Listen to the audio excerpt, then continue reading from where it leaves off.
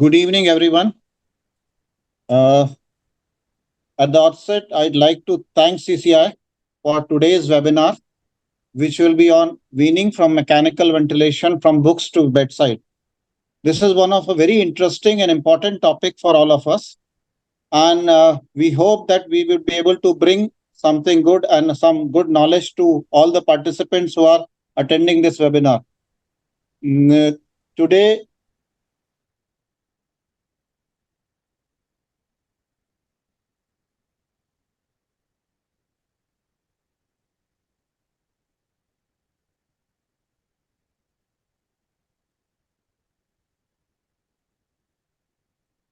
Kulkarni is a consultant pulmonologist from Jupiter Hospital, Thane.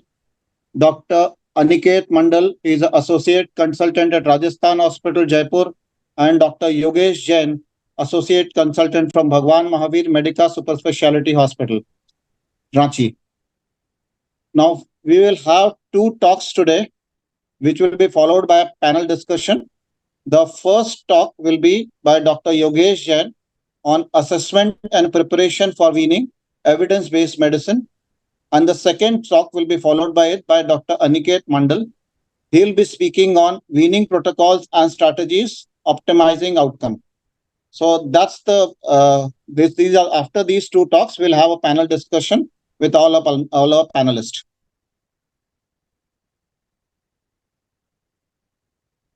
Can we start our talks?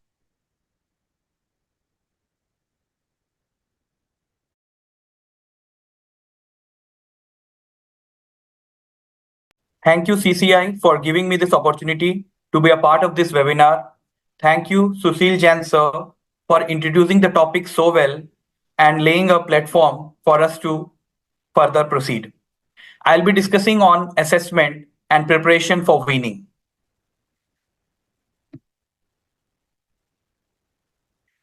Weaning covers the entire process of liberating the patient from mechanical ventilation support and from the endotracheal tube. Both the premature removal of mechanical ventilation and prolonged or delayed extubation can be detrimental. Weaning should be considered as early as possible. Extubation failures occurs in up to 47% of patients on mechanical ventilation. So the process of initial weaning from the ventilator involves a two-step strategy. It begins with an assessment regarding readiness for weaning, which is then followed by spontaneous breathing trial as a diagnostic test to determine the likelihood of successful extubation. When we talk about stages of weaning, it starts from treatment of ARF, that is acute respiratory failure, for which the patient was put on mechanical ventilation support. And once the underlying etiology is somewhat controlled and there is clinical stability, then the physician decides whether to give a weaning trial or not. And then we assess readiness to wean. That is, we look on the clinical parameters of the patient and also some of the indices which helps us to decide whether the patient will be able to tolerate the weaning trial or not.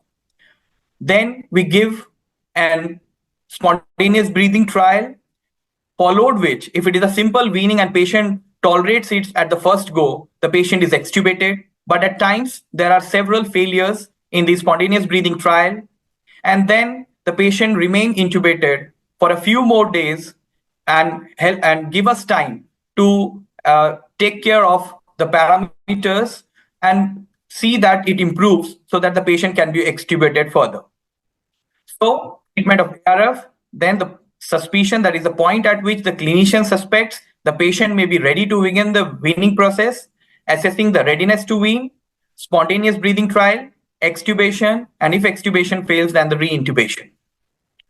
So classification of patients according to the weaning process, it may be simple weaning, that is patients who proceed from initiation of weaning to successful extubation on the first attempt without difficulty. Difficult weaning, patient who fail initial weaning and require up to 3 SBT or as long as 7 days from the first SBT to achieve successful weaning. And prolonged weaning is multiple SBT and more than 7 days of weaning, that is called as the prolonged weaning. There are certain predictors of prolonged mechanical ventilation. One is the I-track criteria. I stands for intubation in the ICU if the patient is hospitalized in the ICU for more than 24 hours, if there is tachycardia, there is renal dysfunction, the blood urea nitrogen is more than 25 mg per dl, if the pH is acidemic less than 7.25 and creatinine is more than 2.0, or there is 50% increase from baseline values, this criteria greater than equal to 4 more likely to require mechanical ventilation greater than 7 days. Sensitivity for this criteria is 61.8% and specificity is 82%. Once the clinician wants to start the weaning process or the spontaneous breathing trials, what are all the parameters we have to look for? What is the assessment we have to do? We have to see that the cause of the respiratory failure for which the patient was put on mechanical ventilation has improved. The PaO2 upon FiO2 ratio in the ABG is more than 150. The SpO2 is more than 90% on an FiO2 support of less than 40%. And PEEP is somewhere around 5 or 6 centimeter of H2. The pH should be more than 7.25. There should be hemodynamic stability, that the patient should be on no or he should be on low dose vasopressor medications, and he should be able to initiate an inspiratory effort. Additional criteria will be hemoglobin more than 7 milligram per dl. There should be an absence of fever, and the mental status, patient should be awake and alert or easily arousable. Once a clinician has done a clinical assessment, there is a clinical stability. We check the adequate oxygenation. We check the adequate pulmonary function. There is no tachypnea. The maximum inspiratory pressure is less than 20. The tidal volume is more than 5 ml per kg. The vital capacity is more than 10 ml per kg. The respiratory rate upon tidal volume, this is an index called that is rapid shallow RSBI breathing index, which is a very simple tool to use bedside, and it is very widely used.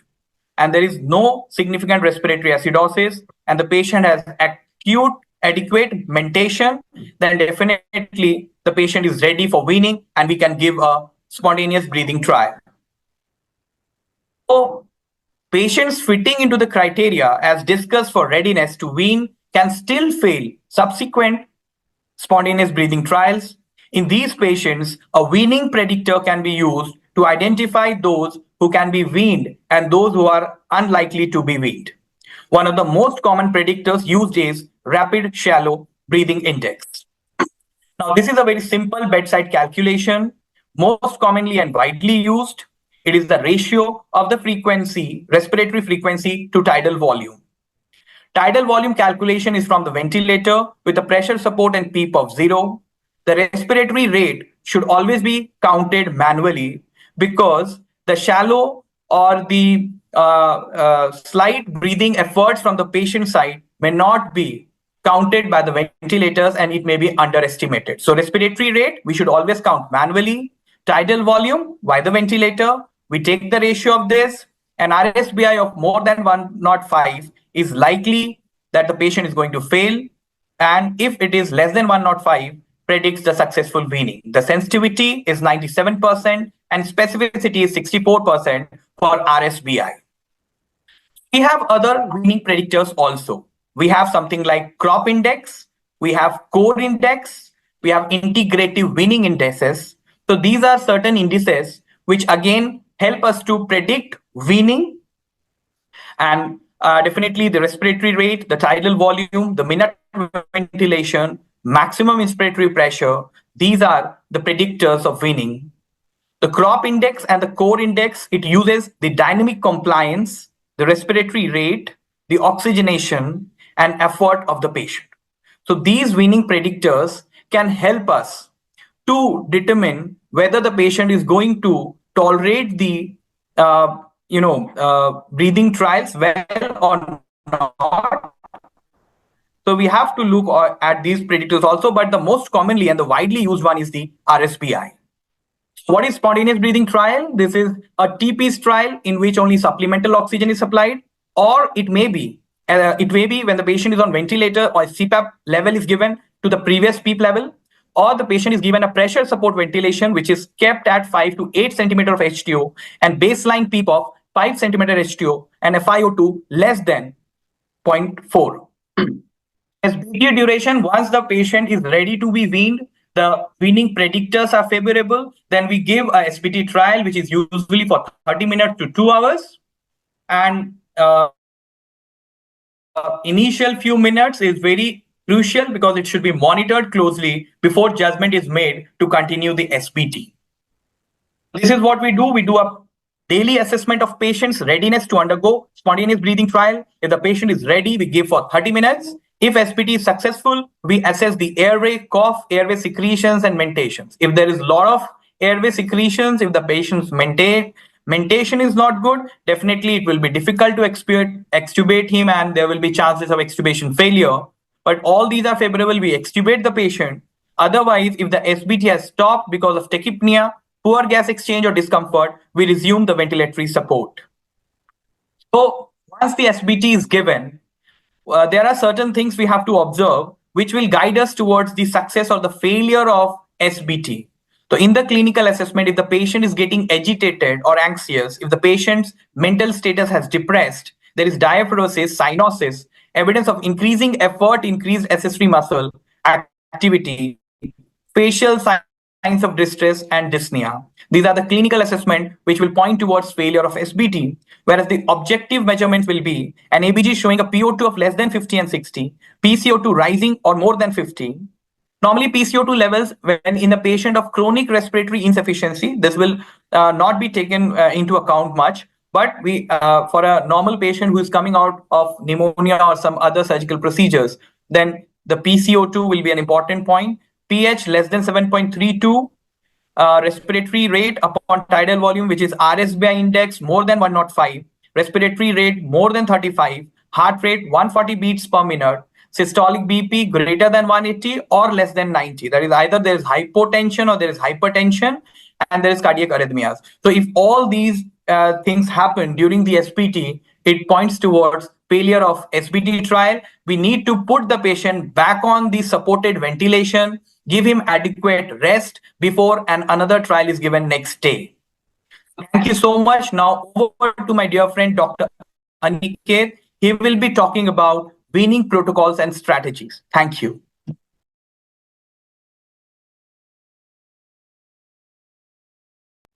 Good evening, everyone.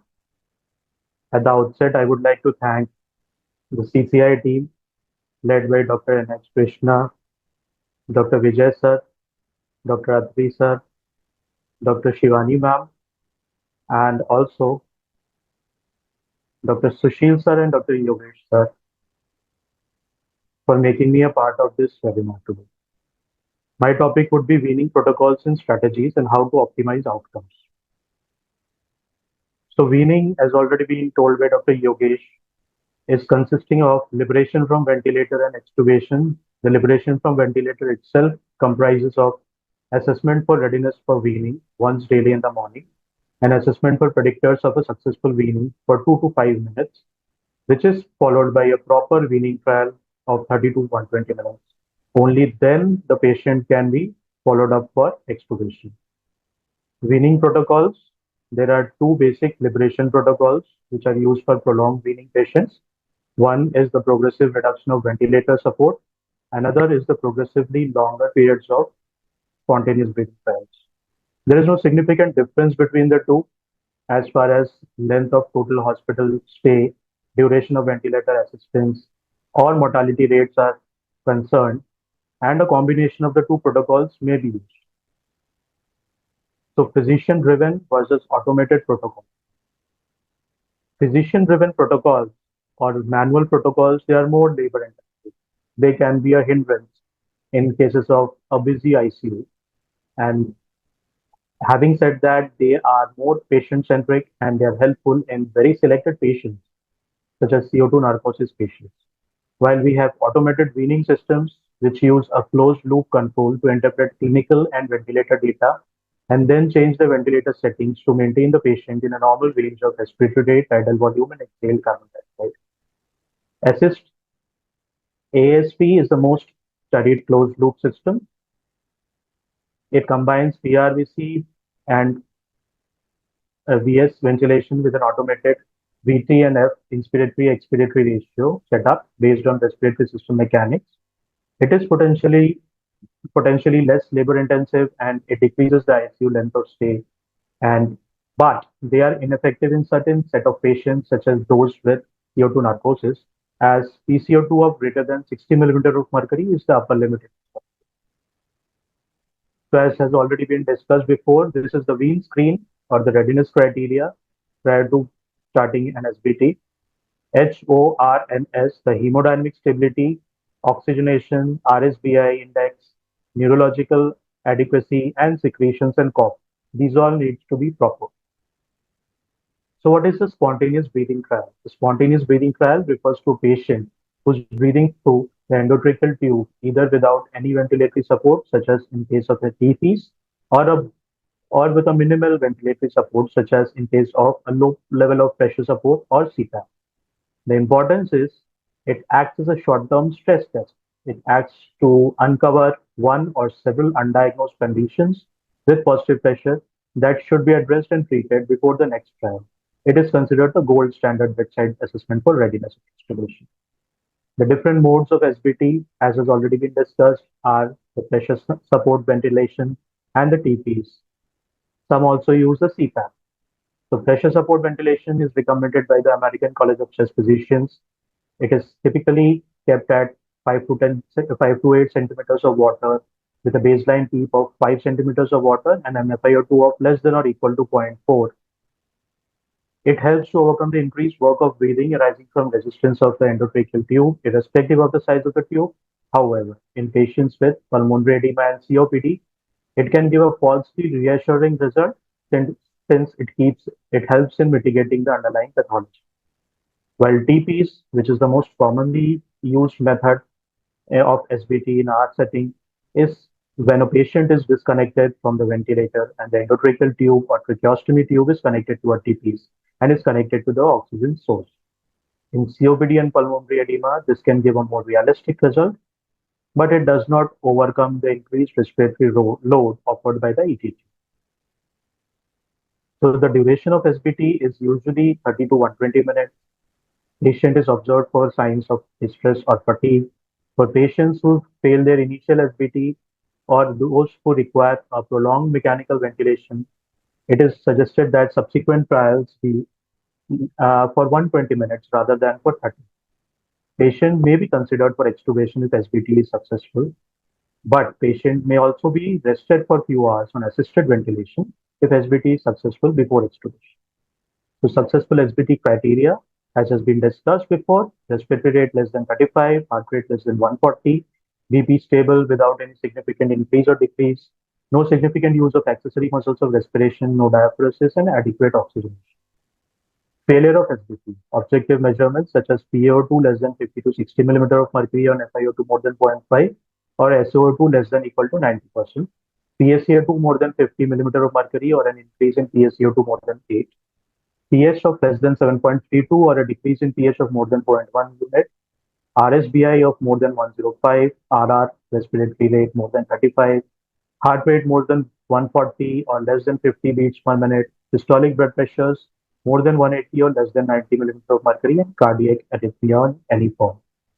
Subjective assessments such as agitation and anxiety, depressed mental status or somnolence, evidence of increased effort, increased accessory muscle activity, and facial signs of distress such as diaphoresis and cyanosis. So what is a patient who is difficult to wean? A patient who fails the first SBT and requires up to 3 SBTs or 7 days to pass an SBT is a patient who is a difficult to wean patient, and a patient who undergoes prolonged weaning is a patient who fails 3 SBTs and requires more than 7 days to pass an SBT. Checklist prior to extubation. Adequate cuff reflex spontaneously or while suctioning should be present. Adequate cuff strength should be present with a cuff peak expiratory flow rate of more than 60 liters per minute. Patient should be able to protect his airways. He should follow simple commands. Secretion should not be copious. They should be manageable, such that the requirement for suctioning should be less than every 2 to 3 hours. There should not be any radiological or surgical procedure in the near future which is planned, and the GCS should be more than 8. Cuff leak test. A cuff leak of less than 10 millimeter, 110 ml measured during assist control ventilation may help to identify patients who are at increased risk of developing post-extubation stridor.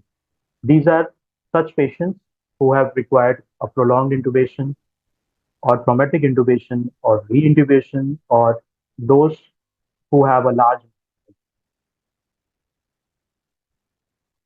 Causes of weaning failure could be respiratory pump failure, respiratory muscle and diaphragmatic weakness, cardiac dysfunction, cognitive dysfunction, or metabolic dysfunction, which is electrolyte imbalance, poor glycemic control, and adrenal insufficiency.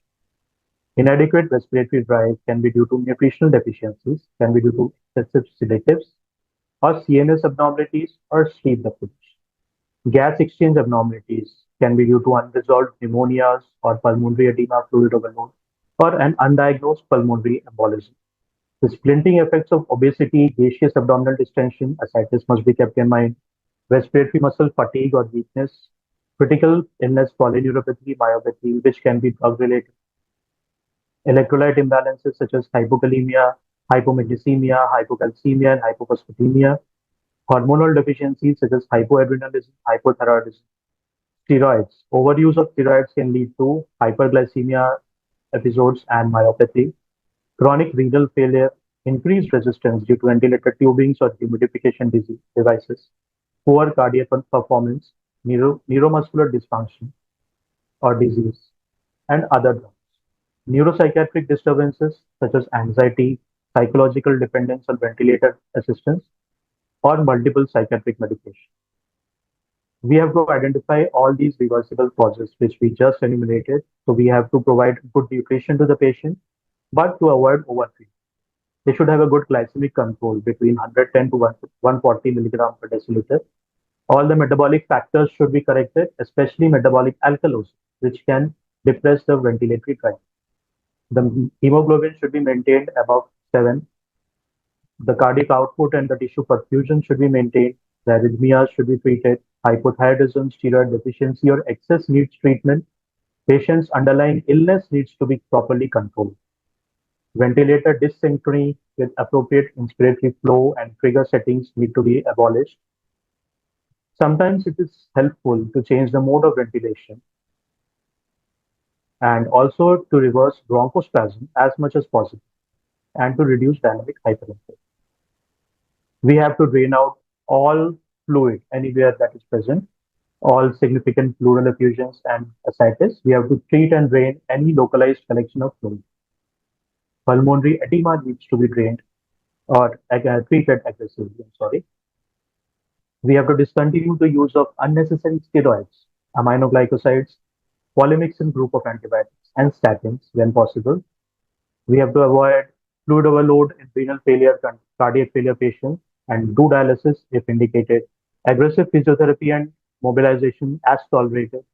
Reverse oversedation, treat the anxiety, improve patient communication, use relaxation techniques, and give low-dose benzodiazepines as needed.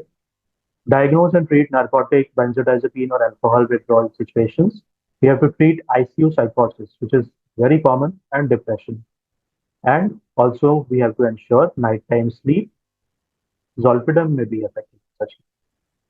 So, strategies to avoid weaning failure are to optimize respiratory muscle power by building up nutrition, avoid NMJ blocking drugs, decrease steroid use, encourage spontaneous breathing but avoid exertion, and monitor electrolytes, physiotherapy, decrease respiratory work by correcting the metabolic derangements, by correcting the infection, minimizing dead space, increasing compliance, and reducing unnecessary steroid use, optimizing ventilator drive by similar methods. Also, one important thing is to look for central sleep apnea, which can reduce the ventilatory drive. Okay, and stops sedation. Sedation protocols need to be in place. Limit the use of paralytics when possible. Ventilator modes such as PSV is the most commonly used, which is better than SIMV for weaning. The adaptive support ventilation is shown to be better than SIMV in post-cardiac surgery patients. CMV can be given in patients during night time to provide a complete rest to muscles. Cardiac dysfunction is a very important parameter which needs to be addressed because when we remove the patient from positive splinting of uh, the mechanical ventilation, there is reduction of PEEP, there is loss of positive intrathoracic pressure, there is increase of venous return to the right side, causing increase in preload and afterload, and the cardiac work, which increases the myocardial oxygen demand, can cause ischemia and underlying CAD patient. Sputum clearance needs to be addressed by treating the infection of the lungs by IV, oral, and inhalation antibiotics, chest physiotherapy using cupping, postural drainage, vibrators, suctioning. Suctioning is very important with K90 blunt tip suction catheters. Bronchoscopy as and when required, therapeutically, toileting. Assessment of cuff strength during the time of cough, the peak expiratory flow, if it is less than equal to 60 liters per minute, then there is very high chances of extubation failure. The role of mucolytics is still controversial. Weaning failure is the failure to pass the SBT trial or the need for reintubation within 48 hours following extubation. Predicting the readiness to wean is crucial in reducing the rates of reintubation. Reintubation rates are approximately 10 to 15% in most well-run ICUs, and it is associated with a 7 to 11 times increase in hospital mortality. So, in such patients who are under prolonged intubation, we have to consider gradual weaning strategy. We have to increase the rest periods between spontaneous breathing trial, and we have to reduce the PSV gradually and progressively. We have to select the mode of ventilation appropriately. Pressure support ventilation is the most commonly used. CPAP can be used as it has a very important beneficial effect in improving oxygenation and left ventricular function. Automatic tube compensation may be helpful in narrow endotracheal tubes to overcome tube resistance. Proportional assist ventilation has been studied with CPAP to show improved respiratory mechanics. Adaptive support ventilation has been shown to be better than SIV in post-cardiac surgery patients. So what is the role of NIV? Advantages of NIV: it improves patient comfort, reduces sedation need, and it lowers the frequency of nosocomial infections, fewer complications related to intubation maneuvers. However, it is important to keep in mind that it should not delay re-intubation if required, and every hour that a patient spends on NIV when intubation is clearly required increases mortality and delays recovery. It can be used in clinical settings as an alternative weaning technique for the patients who failed SBT. Extubate and put the patient on NIV. There is well-documented role in COPD patients without significant comorbidities. As a prophylactic measure for the patients with a high risk of reintubation, it is studied in post-operative patients. Start NIV electively after successful SBT and extubation. As the treatment of respiratory insufficiency after extubation, post-extubation failure. In conditions where NIV role is not proved, patient should be reintubated. Effects of NIV on cardiorespiratory physiology. We can skip these slides. Role of HFNC. The continuous high gas flow can match or even exceed the patient's inspiratory flow, which can wash out the upper airway anatomic dead space. It improves oxygenation by splinting the upper airway. It reduces their tendency to collapse. This causes a reduction of inspiratory airway resistance and a lower resistive respiratory wall. It improves humidification of inspired gas, facilitating clearance of secretions through preservation of normal ciliary function. Nasal interface also does not interfere with normal daily activities and results in higher compliance with treatment even in patients with claustrophobia who are intolerant to other devices. Physiotherapy and mobilization are prerequisites for successful weaning. Early institution of physiotherapy is a protocol-driven approach, and daily assessment to achieve maximum mobility should be an integral part of any ICU management of mechanically ventilated patients. We have to plan tracheostomy for such patients who are difficult to wean because the potential benefits include reduction of dead space, it reduces the work of breathing, it reduces the sedation hours, it improves patient comfort and cooperation. Earlier reinstitution of oral feeding and less chances of accidental extubation. In spite of these benefits, it has not been shown to decrease mortality. It can lead to increase in number of dependent survivors. Percutaneous tracheostomy has been shown to have fewer complications than surgical tracheostomy and is more cost effective. How to decide about home ventilation or transfer to a long-term. If a patient, if we are unable to completely wean a patient from ventilatory support, including NIV, or if a patient has a disease which is progressive and it requires increasing ventilatory support, such as an advanced case of interstitial lung disease or lung cancer, such a patient can be better suited for home ventilation or a long-term care facility. These patients should have a stable physiology during discharge and proper resources, personnel, and motivation for doing so. In summary, patient fitting into readiness criteria can still fail a subsequent SBT. Daily bedside assessment of patient is of utmost importance in weaning. Reassurance and patient comfort should always be kept in mind, and physiotherapy during and after weaning is a very crucial role to prevent pain progression. Thank you.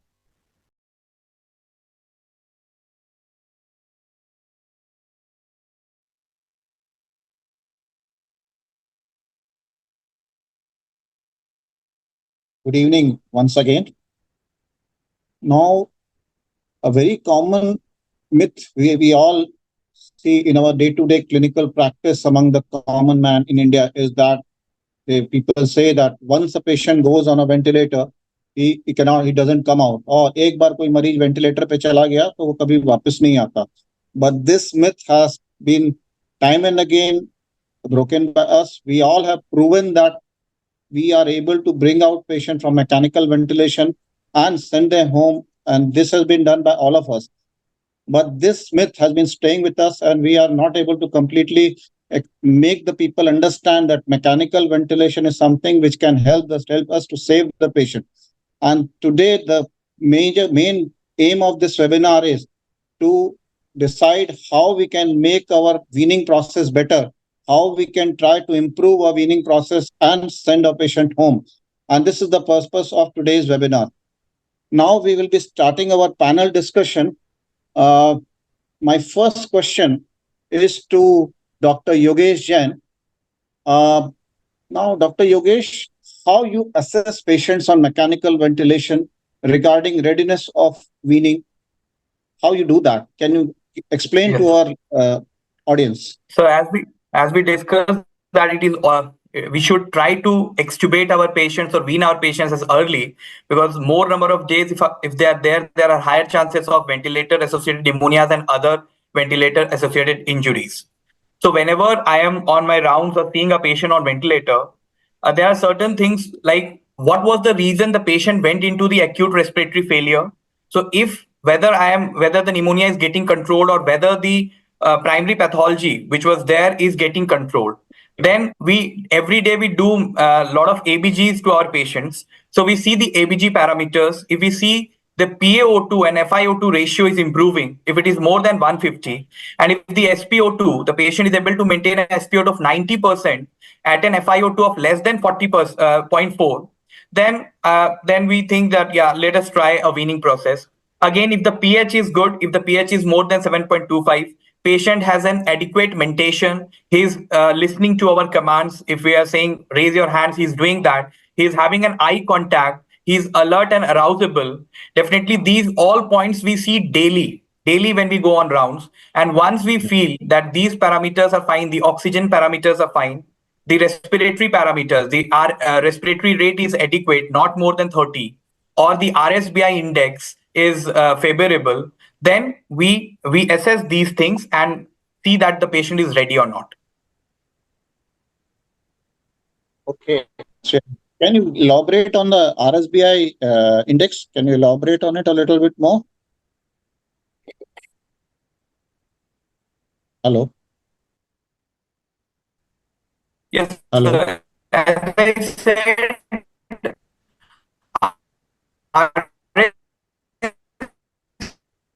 RSBI, it is a very simple bed. This is to me only. Sushil sir, I'm audible? Hello. Yes. Hello. Yes, RSBI is Yes. rapid shallow breathing index. It is a very simple tool, bedside tool. We calculate Yes. it using the respiratory frequency upon that is the how much tidal volume, yes, how much, what is the respiratory frequency of the patient and how much tidal volume he's taking. That is a ratio of those things. And if we will try to reduce the pressure support and PEEP, and then see what is the at the self breathing. If the ratio is less than 105, means the breathing is adequate, there is higher chances of patient getting extubated or weaned. And if the RSBI is more than 105, then there are less chances, there's more chances of failure, weaning failures. Okay, thank you. I think that is important for the audience to understand. Now, my next question to our another panelist, Dr. Ravi Doshi. Ravi, can you tell me how we classify patients according to the weaning process? We need to know from you that how do we classify and how we decide which subgroup of patients are these. So can you elaborate on that, Dr. Ravi Doshi? Yes. Good evening, sir. Sir, actually, this classification has been simplified by a study done by Bocard et al. And he basically divided into three broad categories, which was simple, difficult, and prolonged, which was even mentioned in one of our presentations, which was told. Most of our patients, around 69 to 70% of patients, will come in the simple weaning category. They will proceed from the weaning to successful extubation on the first attempt only. They are those with good prognosis. They are those with low ICU mortality, and they will get out of the ICU very soon. But I think most of us chest patients are more of this second category, which is the difficult weaning category, who fail initial weaning, require up to 3 SBT trials or 7 days from the first SBT to achieve weaning. So these are those tough COPD cases, those tough pneumonia cases, and I think these are the cases which usually come in our practice, which are referred to us. The third category, I feel, is more of the neuromuscular cases or very severe COPD cases, or maybe cases of fibrotic ARDS or ILD, which go into the category of prolonged weaning, basically. So they will fail at least 3 weaning attempts, and they will take more than 7 days of time to come out from the ventilator by weaning. So this study by Brocard et al. Has been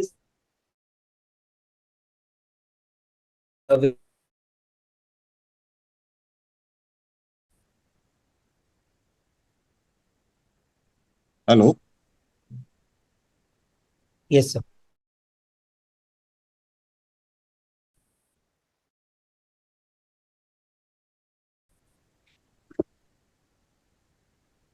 Hello.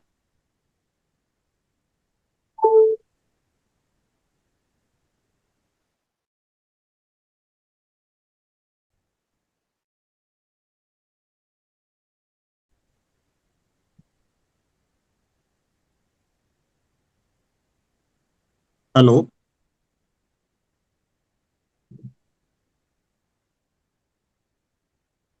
Administrator. Hello. Yeah. Yeah, now you're audible. Sorry for the technical problem. Now, my third question is to our panelist, Dr. Tarang Kulkarni. Dr. Tarang, what indices are commonly used to predict the success of weaning? Can you elaborate on it? So, yes, sir, sure. First of all, I would like to thank everyone, especially CCI, for picking this very important topic up. I think regarding the indices, Dr. Yogesh has really done well in his particular presentation. Also, we talked about it in the earlier part of the panel discussion. So, one thing to remember, there are several indices that are available which would predict weaning, but clinical criteria remains the most reliable index. Now, you would always want to look at clinical criteria in terms of measurement of oxygen and gas exchange. You would want to look at about the respiratory load on the lungs, and these parameters would help you predict if your patient would wean.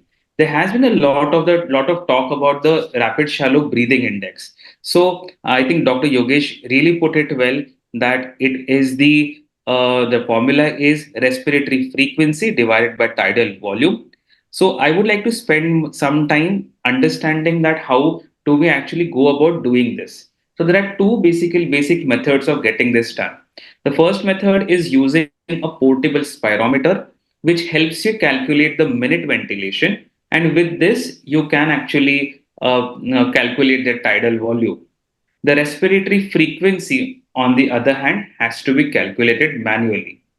In places where handheld spirometers are not available or someone doesn't know how to use this, you can also calculate RSBI with the ventilator. In this particular case, you would want to put the PEEP and the pressure support to 0 and let the patient breathe by his own. The ventilator would give you the tidal volume, whereas you still have to go ahead and calculate the respiratory rate manually. So a ratio of less than 105 generally would predict successful weaning, and more than 105 would mean that it is likely to fail. So where do we use this index? Is there is good evidence that RSBI is better in identifying which patients would fail rather than which patients would be successful in their weaning process. Yes. Other than RSPI, there are various parameters which also Dr. Yogesh talked about in his talk. The more common indices is the crop and the core index. Both of them use the dynamic compliance. The crop index is an anagram for compliance, a rate, oxygenation, and pressure, whereas the core index stands for compliance, oxygenation, respiration, and effort. Certain other indices using the static compliance also have been described. So, which index is better? So, there was a very good paper, an Indian paper from our colleagues at Manipal, which actually said the paper said that the core index and the RSBI outperforms rest of the indices in predicting effective weaning. Thank you, Dr. Tarang. You have really nicely described it so well. Now we move on to our next question to Dr. Aniket Mondal. Dr. Aniket, my question to you is, what is the difference between the term weaning failure and difficult to wean? Can you explain to us? Yes, sir. So good evening, everyone. As I stated in my earlier talk, weaning starts from the point where we have decided to liberate the patient from the mechanical ventilator and up to the extubation portion. So weaning failure has three components. There can be failure of the spontaneous breathing trials. There can be failure of extubation. That is when a patient gets extubated and then there is need for re-intubation. And the third important point, which we tend to overlook, is death within 48 hours of extubation. So that these three categories of patients they come under weaning failure.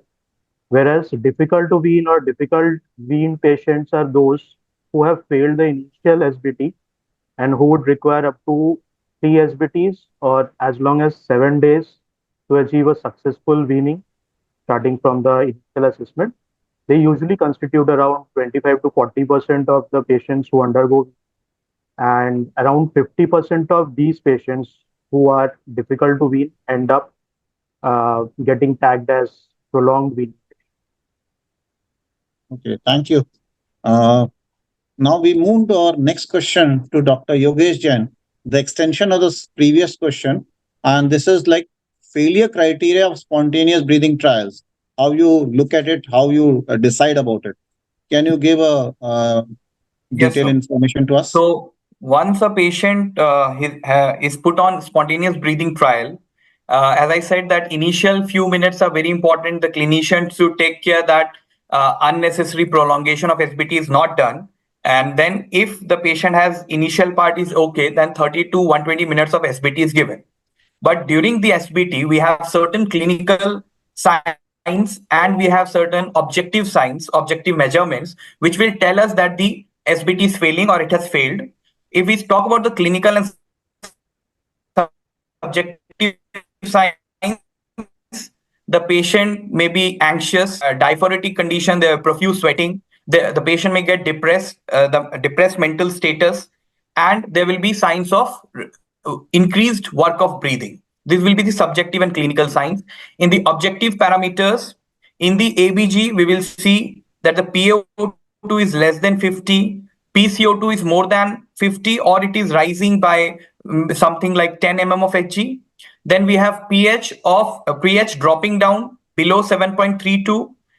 Again, the heart rate going more than 140, the BP, either it is shooting the systolic blood pressure going above 180 or it is below 90, either hypertension or hypotension. If there is the heart rate of 140 plus, respiratory rate increases to more than 35 or more, and the again the other the respiratory rate upon the tidal volume ratio, if it is increasing more than 105, definitely these will tell us that our SBT is failing and we will have to put our patients back onto the ventilatory support, possibly the controlled ventilation, so that they get adequate rest. Thank you, Dr. Yogesh. Now we move on to our next question to Dr. Ravi Doshi. Dr. Ravi, what are the common causes of weaning failure in your clinical practice? Can you tell us about it? Yes, sir. Definitely, most of our cases means it becomes simpler if we divide it from system to system. From which side there is the pressure on the whole breathing mechanism. If it is predominantly respiratory, then it can be an increased work of breathing which is happening. So it could be because of some improper ventilator settings that we have placed that could be at fault, or it could be the disease per se. It could be a very decreased lung compliance because of pneumonia, edema due to ARDS, or some other reason. It can be some sort of fibrosis or diffuse alveolar hemorrhage. If it is a case of obstructive airway disease, the bronchospasm might still not have settled because of metabolic abnormalities like hypokalemia, hypomagnesemia, or hypophosphatemia. And suppose there is a habit of several intensivist ICU protocols where they give SBTs. So the ET tube resistance is so much that the patient has an increased work of breathing and he may actually go into a weaning failure.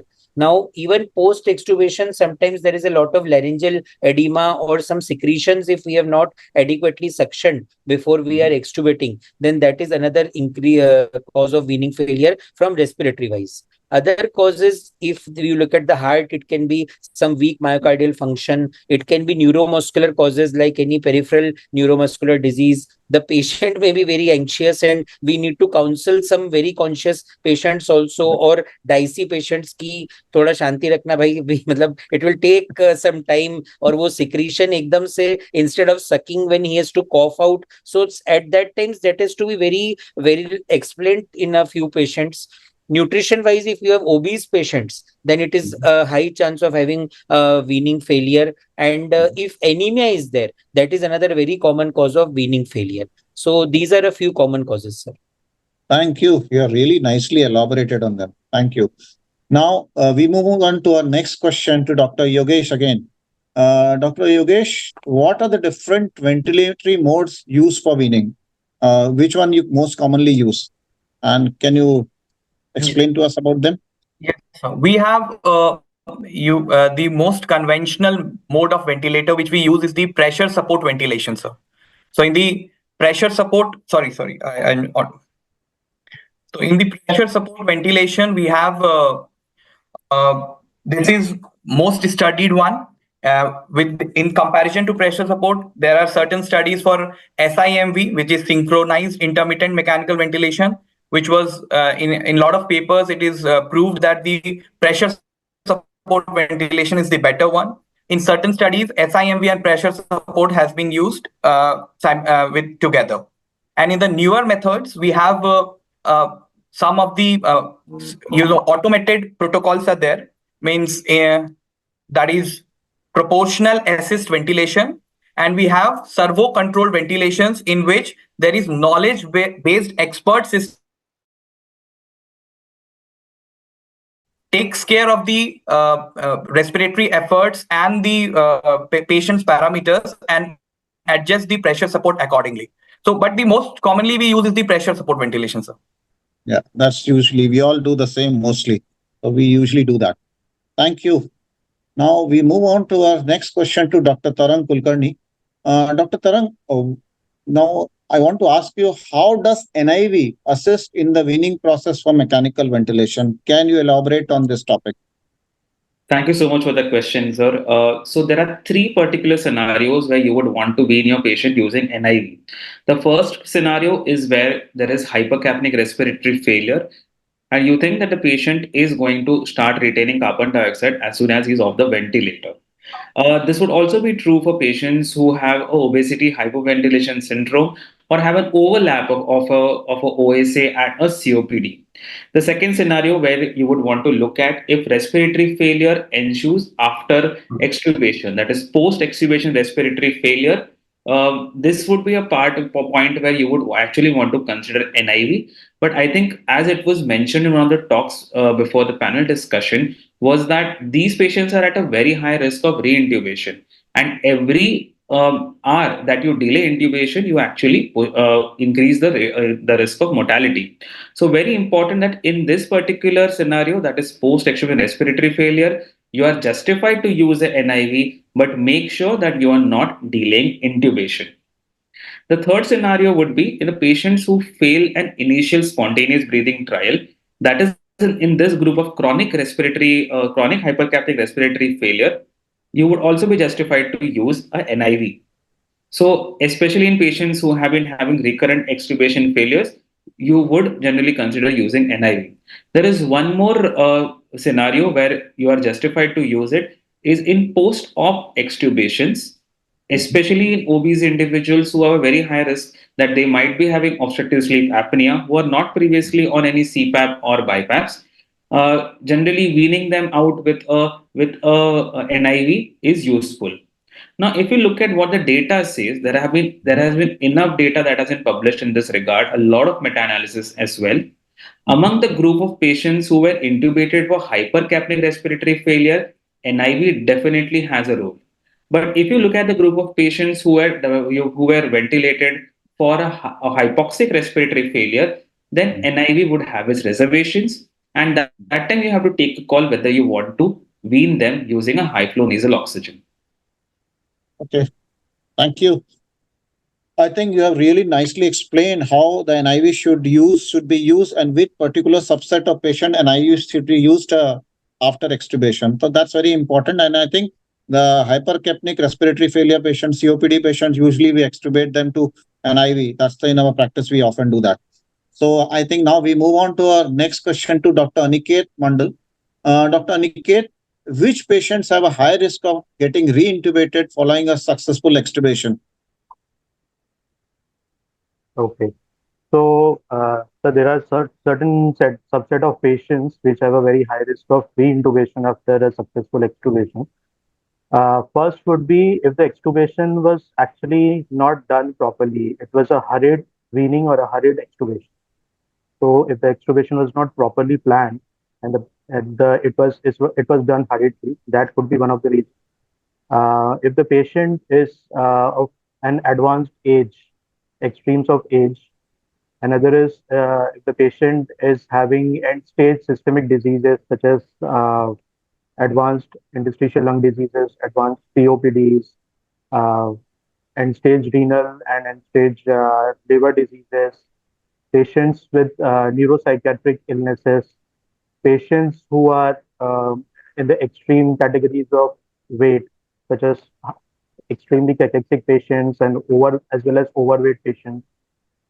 Also, patients who have received unnecessary steroids, neuromuscular blocking agents, and drugs which can cause myopathies and critical illness polyneuropathy, such as polymyxin group of antibiotics. All these patients, they usually have a very high risk of landing up reintubation. Yeah. Okay. Thank you. Now we move on to the next question to Dr. Ravi Doshi. And Dr. Ravi, can you give some practical tips to our PG students how to wean a COPD patients from mechanical ventilation? I think this is a very common problem we all face, and I think postgraduate students should learn that how we should be able to extubate and wean these patients properly, timely, and the risk of reintubation can be prevented. How we can do in these patients? Can you explain to us? Sir, definitely extubating COPD patients is a very difficult task, and as per our data, it is a condition which is prone to high reintubation, particularly cases which are having severe COPD or who are into this acute exacerbation because of pneumonia. So whenever we are trying to extubate COPD patients, we should always make an attempt to see if there are no other complications like pneumothorax because of bulla rupture or any pneumonia. If the patient is having a good neuromuscular status in which he is able to expectorate his secretions, the secretions, they are thin enough that he can cough them out, and they can be they are not very thick. He should be very well hydrated. These patients should always be having proper sensorium, because often they are in, we are seeing cases who are in acute or chronic respiratory failure. So on blood gases, you will never get the target carbon dioxide. It will be more of a judgment on basis of pH, on basis of your clinical acumen, and third, what is the sensorium of the patient, if he is following your commands or not. So it is very important that a mixture of these three should be used in decision making. Not only one criteria of ABG or X-ray should be kept. या फिर अरे 2 दिन हो गए 3 दिन हो गए निकालो वो. In COPD patients it doesn't work like that. It has to be a very pure clinical judgment. You need to have a good assessment of the previous ABGs of the patient. कि पुराना इसका CO2 किस level पे जाता था, pH what is normal for this patient. One very important point in these patients is metabolic alkalosis, because it will contribute to hypokalemia, and this is one of the most common metabolic abnormality seen in COPD weaning failure cases. So you need to tackle that very properly. And most important, I feel, is you need to keep the NIV ready or the post-extubation plan ready, because reintubation rate will be high. Suppose कोई भी any COPD extubation is not a planned extubation. It never goes by our planning. So we should always have plan A, plan B. Plan A, keep your NIV ready. Plan B, keep re-intubation ready and observe the patient for a good half hour to 1 hour. Always try to extubate in the presence of all people, and that is very important. We should give good bronchodilator, inhalation therapy prior to extubating these patients. Or again, one of the causes that Aniket mentioned was steroid therapy. Steroid therapy predisposes to weaning failure also, but in bronchospasm patients, we have to give pre-extubation also some steroids. So we have to be a little careful on that. So these are a few points, sir, which I feel should be looked after. I think most of the time we extubate them to NIV and then gradually wean. That's a usual practice. I believe everyone does that. Yes. So Yes. I think Dr. Doshi, that's the way. Thank you, Ravi. yeah. Dr. Doshi, sir, can I come in? Yeah, So, please. so Dr. Doshi, this patient, if when he gets like extubated to NIV, would you discharge this patient on a nocturnal sort of a BiPAP or some sort of a home mechanical ventilation? Very nice point. Actually, first is once the patient gets extubated, that is the first goal achieved. Now you have to see how the patient behaves after extubation. I think if again we see, there will definitely be some CO2 rise. So if that CO2 rise is well compensated, patient is maintaining sensorium, then we can definitely, to be on the safer side, switch from a venti NIV to a portable NIV and see how that person behaves in the step down ICU or in the ward for a few days. But if they are in a hurry to go home, that then definitely I will send them home with a portable NIV. I think we type 2 respiratory failure COPD patients, we usually tend to send them with an IV at home, overnight NIV. We continue that, and that usually helps. So I think now we move on to our next question to Dr. Aniket Mondal. Dr. Aniket, now this is a very important question: that does tracheostomy helps in weaning? If so, how? And which are the subset of patients whom you consider for an early tracheostomy? So can you elaborate on that? So tracheostomy, sir, has to be decided on a patient-to-patient basis, first of all. There are few patients who would ultimately need a tracheostomy so that they can be weaned off from the ventilator and sent off home. Certain patients who require a prolonged like intubation, patients who are very difficult to wean, they end up getting a tracheostomy. So usually the duration of tracheostomy is beyond 7 days of mechanical ventilation. A patient who is getting a tracheostomy done before 7 days would be considered to have a earlier tracheostomy. Tracheostomy does have some benefits. It decreases the work of breathing. It improves patient compliance, of course, and it also uh, helps in reinstitution of feeds earlier.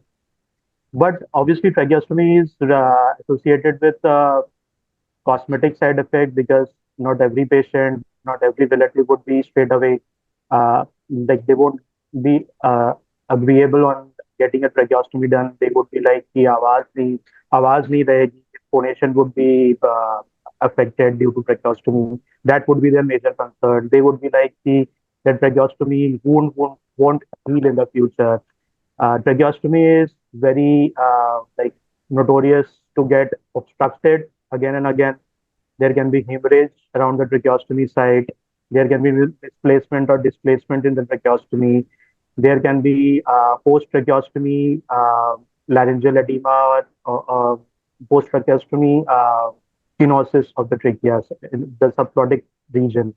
So, in fact, we have a patient right now in our center who had been tracheostomized last year due to HSV meningoencephalitis.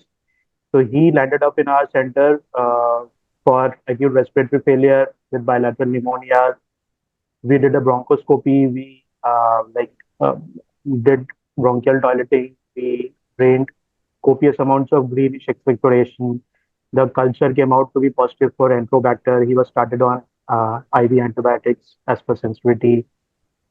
And we also noticed that he has a residual subglottic stenosis around 10 to 20%, which like we did not go in for any stent or any measure because it was not that huge. But that patient, even when on sensitive antibiotics, has developed stridor over these few days, and he ultimately landed up getting a repeat tracheostomy done because he was aspirating his own secretions. So the tracheostomy, as I said, it has to be taken like on a patient-to-patient basis. It may be required. When needed, it should be done. It helps in the weaning process. Yeah. Yes. Thank you. It does. Now we move on to our next question to Dr. Tarang Kulkarni. Dr. Tarang, now how can a diaphragmatic ultrasound be utilized in assessing the readiness for weaning? I think this is something which is useful, and I think a lot of our postgraduates must not be knowing about it. So can you explain to them how we can use an ultrasound in assessing the readiness for weaning? Thank you so much, sir. So there has been a very good, so right now a lot of papers are being published regarding diaphragmatic USG and what is its role in weaning. So first of all, what the standard of care right now in many Western ICUs right now is doing using handheld ultrasounds and looking at a diaphragm right from day 2 of ventilation. They do it every day and they look at certain parameters. They look at a diaphragmatic thickness and then they look at the diaphragmatic excursion. So let us keep that at the side and let us understand how they do this. They use the curvilinear probe, they put it at the subcostal area and move it from the mid clavicular to the anterior axillary line. It is at this particular point that you would look at the contours of the diaphragm very nicely. Excursion of more than 10 millimeters generally predicts good outcomes in terms of weaning. Other than the excursion, there is DTF, that is diaphragmatic thickening fraction, which is measured at end inspiration and at end expiration.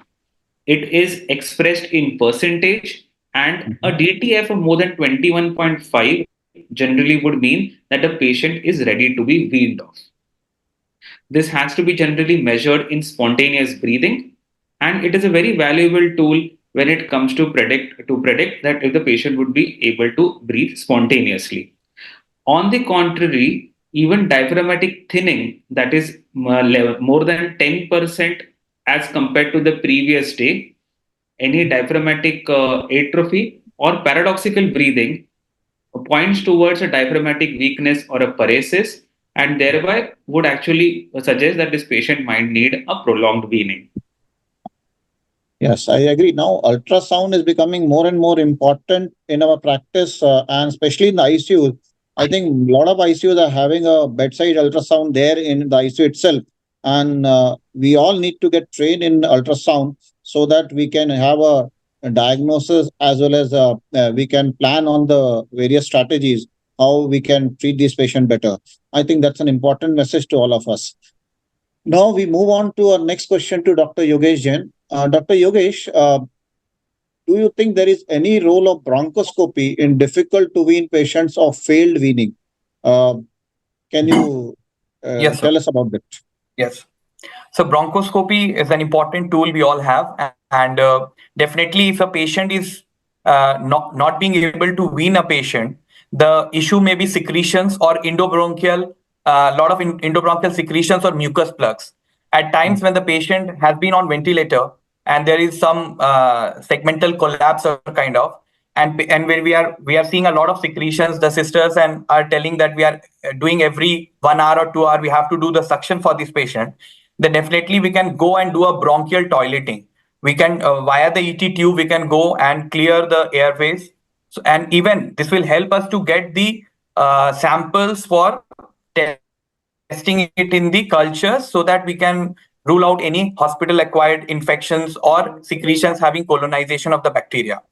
Other thing is we learn in the difficult to wean patients, we do tracheostomy, and definitely bronchoscopy guided tracheostomy that is done when we do the percutaneous tracheostomy, we pull out the ET tube under the bronchoscopy guidance. So definitely in difficult to weaning patient, we are doing a tracheostomy. We use bronchoscopy in that, and then if we have extubated a patient and we find that there is a lot of stridor and he needs to be reintubated, then we can use the bronchoscopy for looking at the upper airway upper airway problems. Maybe there was a vocal cord edema, or the previous intubation would have led to vocal cord injury or swelling. So in this way, bronchoscopy can help us to decide the future further course of action. And sometimes we have seen tracheal granulomas or stenosis happening because of prolonged tracheostomy. Yesterday only, I had a patient who had a tracheostenosis because of post-intubation tracheostenosis. So, in case there is a problem like that, a tracheal granuloma or a stenosis need to be thought about, apart from definitely upper airway edema, which may be the cause of difficult to wean the patient. I think that's an important message to all of us. So any patient who we find that after extubation he is again getting breathless, hypoxic, and if there is a stridor heard that maybe this patient is having a laryngeal edema or a granulation tissue there at the tracheostomy site or intubation site. So I think that's an important message to all of us. So now the next question is to Dr. Aniket. Aniket, how does effective fluid balance contribute to weaning process? I think this is another important thing which we all need to learn, and I want you to elaborate on that. Okay, so the fluid balance, as we all know, it is very important in an ICU setting, in an ICU patient. Uh, we would like the patient to be in a euvolumic status or isovolumic status for effective weaning. For if the patient is in either of the extremes, if the patient is in fluid overload or if the patient is severely dehydrated, that is going to affect weaning. If the patient is severely dehydrated, then there can be uremia and the patient won't wean. If the patient is in fluid overload, such as in pulmonary edema states, the compliance of the lung would drop down. There can be pleural effusions, bilateral pleural effusions, which is very commonly seen in such patients, which can cause passive atelectasis of the lung, can compromising the lung compliance. So there have been studies which have compared liberal use of IV fluids versus conservative use of IV fluids. And all of these studies, they have concluded that conservative use of IV fluids is the one which we should go for in all cases. Yeah. And so there is a concept known as a ROSE concept, in which there are 4 steps of IV fluid resuscitation. So it starts with resuscitation and then optimization, stabilization, and evacuation. So resuscitation is when the patient is supposed to be in a septic shock state, and we need to give boluses of IV fluids and inotropic support. Then when the patient comes out of that septic shock state, but still hemodynamically unstable, we need to continue the IV fluids, but at a lower rate, that is the optimization state. Then the stabilization phase, when the patient is hemodynamically stable, but the IV fluids are to be continued as per patient's daily losses and the needs of the vital organs. And finally, the evacuation phase, when the patient would not require any IV fluids. In fact, the patient would need diuresis in the form of IV diuresis. So this ROSE concept is very important in each and every ICU patient. So it is not like a patient who is very obese or a patient who is in ARDS won't require IV fluids. The IV fluid requirement is again has to be decided on a case-to-case basis, and that is how we can like effectively be every patient. Yeah, thank you. Now, the next question to Dr. Tarang. Dr. Tarang Kulkarni, can you tell us about the strategies that can be employed to optimize the respiratory muscle strength during the weaning process? Because I think the respiratory muscle weakness is an important aspect we need to look at in our critical care practice. So can you tell us about it? Yes, sir. So let us keep in mind that respiratory muscles are skeletal muscles. They can be trained to improve the strength and endurance.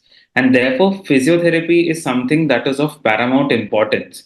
Ideally, the physiotherapy strategy should begin while the patient is on a ventilator, and they should continue even till discharge. And in a few cases like COPD, they should be even continued after discharge.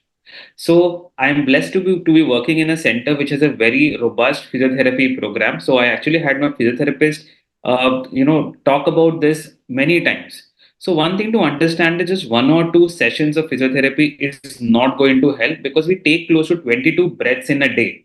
So these patients who are elderly, frail, who have been on steroids, sedation, paralytics would require a lot more. And what is that lot more is diaphragmatic facilitation, which is stimulated by the stretch reflex. There are certain physiotherapy protocols that actually help you gain diaphragmatic strength through this particular mechanism called as a stretch reflex. Along with diaphragm, even accessory muscles and intercostal muscles also can be stimulated using this.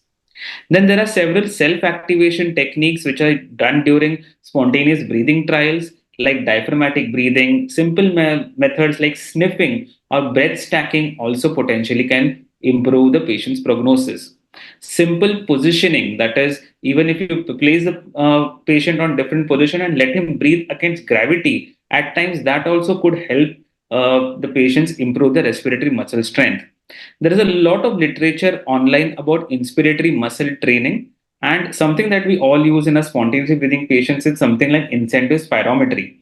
But there are various devices called as IMT devices, which can be used for inspiratory muscle training. And so these we have found this to be very useful in our patients, although the data is not very robust in this particular regard. So I have an inspiratory muscle training sort of a device with me. So how this works is that you attach one part of the device to the patient's ET tube, and you set a particular resistance where the patient has to take a deep breath inside, and you keep on increasing the resistance till the time the patient actually reaches a point where he starts to use his accessory muscles. And this would be a point where you would actually stop challenging the patient, and this the patient has to do throughout his spontaneous breathing trials.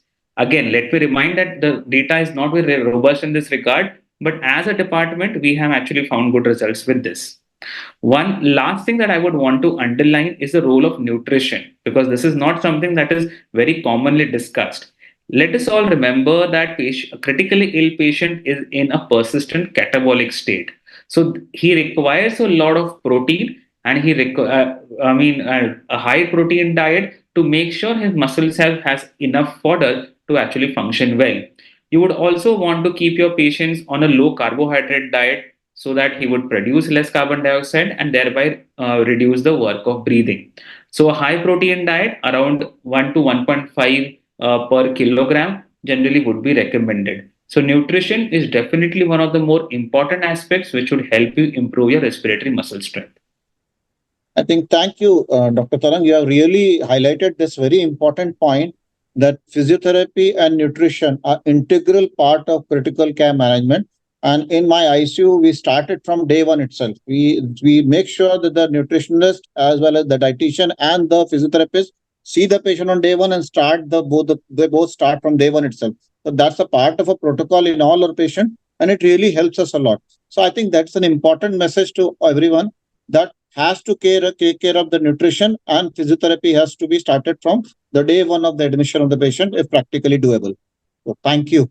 Now we are moving on to our last question of today, to Dr. Ravi Doshi. I think will be an important question from you. Uh, which are the automated weaning modes available to us? I think this is something new which has come up, and I think the audience should know about them. So, which are the automated weaning modes available to us, and is automated weaning superior to manual spontaneous trials? So, can you enlighten us about it, Dr. Ravi? I would just like to thank you, sir. I would just like to begin by saying that only the machine should be automated. We should not be automated. There are no fixed criteria for weaning. We have to be very dynamic in this decision making. Now, as far as our modes are concerned, the standard modes, which I think जब sir Raipur में पढ़ रहे थे, तो it was all SIMV and to PSV. Then as times progressed, it became PSV. Now even CPAP has been used, but all of these are manual modes where we or the respiratory therapist mechanically checks the tidal volume, checks the respiratory rate. Now, as technology progresses, the processor technology and AI is coming in. Automatic tube compensation, adaptive support ventilation in the form of servo ventilators, neurally adjusted ventilator assist modes, and proportional assist ventilations are coming. Now, these modes determine what is the feedback comes from the patient via circuitry, and on the basis of either neural input or all by the basis of several pre-fed parameters, the pressure support is varied. Accordingly, the patient's tidal volume is compensated, and they help in weaning the patient more gradually. Now, as far as a head-to-head comparison is concerned, definitely newer data is showing that they might be more useful, but there is no established data, there is no head-to-head study to prove that automated weaning is superior to mechanical ventilation. Although in prolonged weaning, or those cases which are neuromuscular cases, severe COPD cases, in them NAVA has been shown to have some sort of advantage, particularly neuromuscular cases. I think that is all I would like to share. Thank you, Ravi. Any one of us want to add on to this? Anyone has some experience about it? I think this is something new which is happening. Probably it's too early for all of us. We all are learning, and hopefully in next couple of years, we'll be using more and more automated weaning modes and various techniques by which AI may be involved in the process of weaning. So I think here we end our today's webinar. I think we have discussed in detail about the weaning process and how we can wean the patient in a very systematic way. I believe that weaning is a process which has to be evaluated properly clinically. First, we have to see the patient clinically, how the patient is improving. You have to look at the various clinical as well as lab parameters, along with the patient's physiological parameters, what are going on. And once we have ensured that all these parameters are stable and have improved to the extent that the patient can be extubated, then it has to be a planned extubation during daytime. Nutrition and physiotherapy has become an integral part of management of critically ill patient, and they have a very important impact upon when the patient we will be able to wean from the ventilator. So I think that's the way we should do. And we have two questions thanks to all our panelists who have really helped us to decide this, that how we can wean the patient properly and how we can make the lives of the patient better. Anyone to have one would like to have a closing remark, please? So we have two questions in the chat box, sir. Okay. From the audience side. One is from Saurindranath Banerjee from West Bengal. Role of SBT before extubating COPD acute exacerbation. That we have already discussed. So, and Okay. one is tracheostomy in ventilator patients. When will advise for elective track and uses of early track? We have also covered on this. So it will depend upon the clinical situation here. So the question is regarding tracheostomy in ventilated patient, when you will advise the elective track and use of early track? I think whenever we are expecting a prolonged ventilation, when in a particular patient we think that the patient will not be able to wean early, these patients we consider for an early track. Anyone would like to add on to this? I think that's the way it is. We have already discussed this. That's why I didn't really went on to that. We've already discussed this question in our webinar. Anyone would like to add anything? Should we now close? Ravi? Yes. Just a closing comment. Yeah, please. Yeah. So I think a very powerful discussion has taken place, and thank you so much for sharing your experience. So I feel it takes us back to our medical college days when I remember a senior professor telling us that ventilator पे तो कोई भी डाल सकता है, it is कौन निकाल पाएगा और कितने अच्छे से, that is where the art of pulmonology and critical care lies. Agreed. That's really a punch message to all of us. Yeah. And that is where our science and our art of medicine lies in, sir. So I think that is a very important topic which we all have to keep in mind when we go ahead in our ICUs. I think weaning is more of an art rather than science, or maybe a combination of art and science. That's the way it is. So I think we now close. Thanks to all the panelists. Thank you, Sushil Jain, sir, for a wonderful moderation, sir. Thank you, sir, for the wonderful moderation. Thank you. Thank you, Yogesh. Thank you, Tarang. Thank you, Ravi. Thanks, Dr. Aniket. It has been so nice of you guys. You have really made this topic very easy for all of us. Thank you. Thank you, everyone. Good night. Admin, can we close?